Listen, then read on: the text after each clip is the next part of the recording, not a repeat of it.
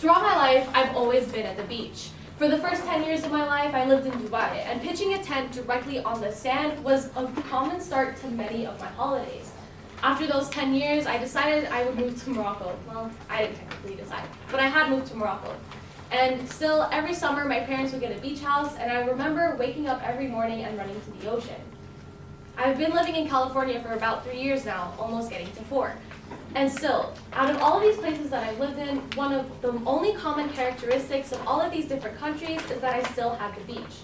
So when I moved to California and I still had a new life once more, I still had the beach. Okay. About 3 months ago actually, on February 11th, I decided that I would start to wear the hijab, this scarf around my head. And after fully integrating religion and spirituality into my daily life, I had decided that wearing hijab was something that I wanted to do.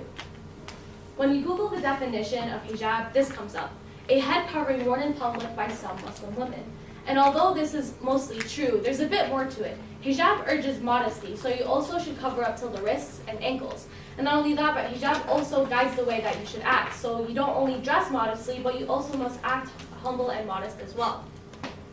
And when you think about Muslim women, when you think about hijab, most people think of this: black clothes that cover every single inch of the body without even showing the entire face.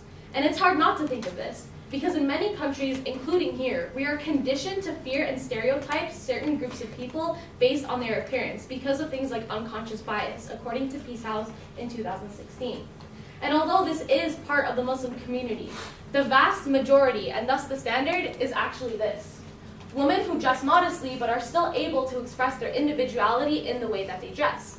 And this: women who are able to earn high positions in the career ladder and are not only able to provide for themselves and others, but are also able to fully integrate into society and become a real part of it. And not only that, but this has been the way that most scarf women have lived their lives. And when we take a look at the 1.6 billion Muslims across the world, we can see that the highest concentration of them is in actually the country of Indonesia. Indonesia is a very different country from others such as Saudi Arabia and Iran. So why is this important? Well, when I first told my parents about wearing hijab, they were originally against it.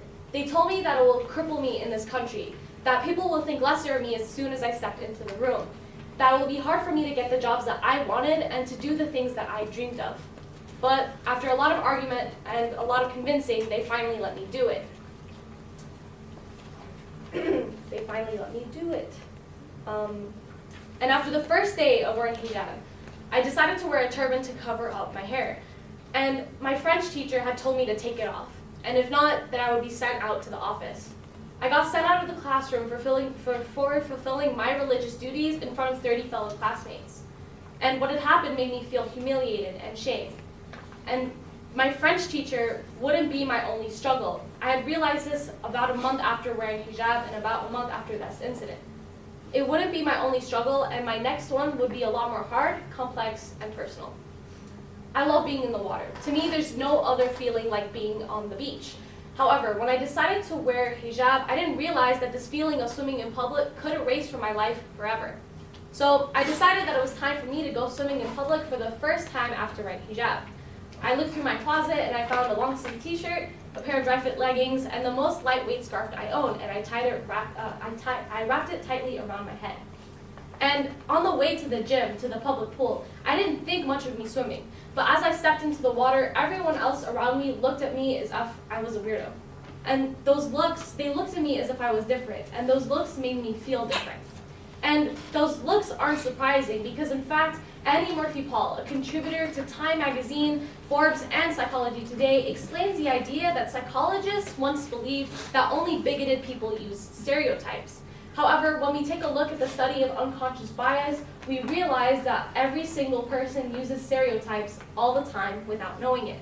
And we have met the true enemy of equality, and that enemy is us. Not only that, but as I started to do laps across the pool, all the clothes had already started to absorb the water, and it felt like I was carrying another 50 pounds on my head and body, and I didn't know what to do. It made me feel miserable, the combination of those looks and the 50 pounds. And I didn't know what to do. The experience didn't go how I expected it to go. So I told my dad about my defeat, and he told me to take off hijab since it made me feel miserable in his urge to tell me I told you so. But being as stubborn as him, I decided to spite him. So I did some research, Islamic forums online, my scarf friends, my local mosque, and even random websites online like Pinterest. And I realized that there's a whole other community of women who love to do sport while covering up. And not surprisingly, they also get weird looks while surfing at the beach or going for that Sunday morning jog. But like me, they weren't willing to let that feeling go. And a great example of this is Shireen Sabeh, founder of Splash Gear. Sabeh, like me, encountered a very similar experience as mine several years ago and realized that the bikinis and one-pieces in public retailers couldn't accommodate to her religious needs. And because of this, instead of adapting to society and how society expects women to dress, she decided to create her own modest swimwear brand, Splash Gear. And Shireen Sabeh isn't the only instance of this.